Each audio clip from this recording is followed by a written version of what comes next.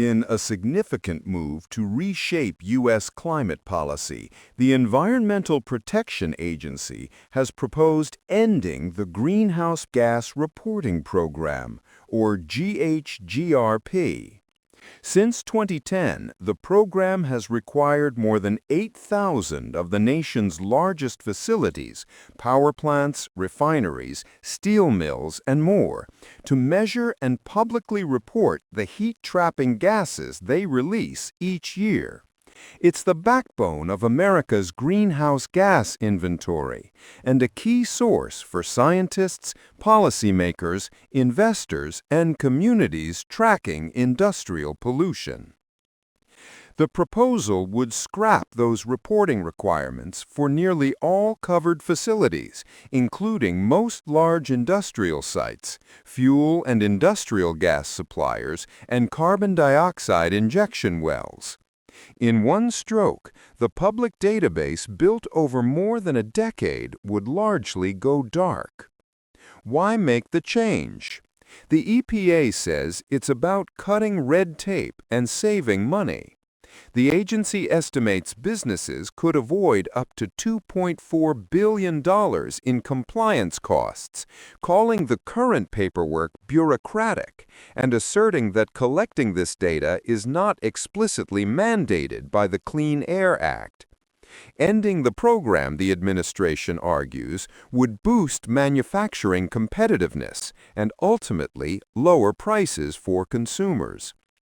Environmental groups, many former EPA officials, and public health advocates see it very differently. They call the GHGRP an essential tool for transparency, one that lets citizens, shareholders, and local governments hold polluters accountable.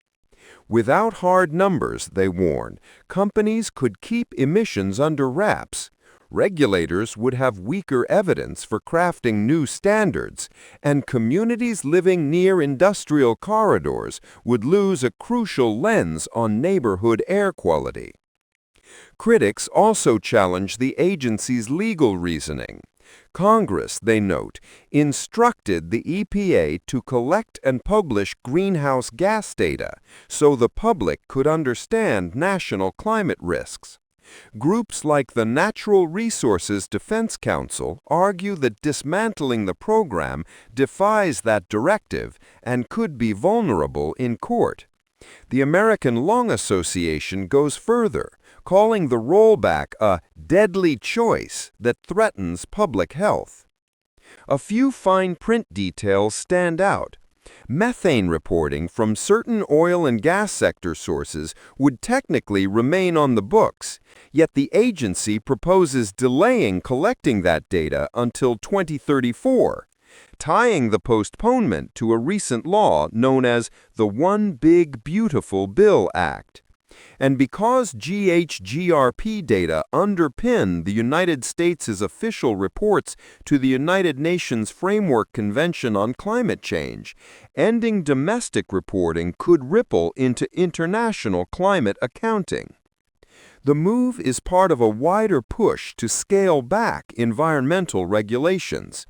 Recent proposals have targeted limits on power plant emissions and even sought to revisit the endangerment finding, the legal bedrock for carbon rules under the Clean Air Act.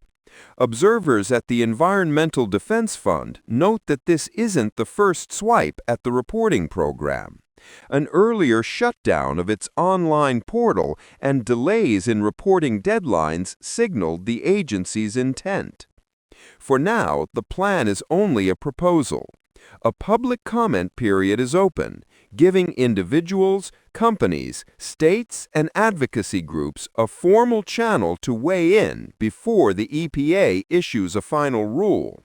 Supporters will likely emphasize economic relief and reduced bureaucracy, while opponents are expected to marshal legal arguments and public health data to keep the nation's climate ledger intact.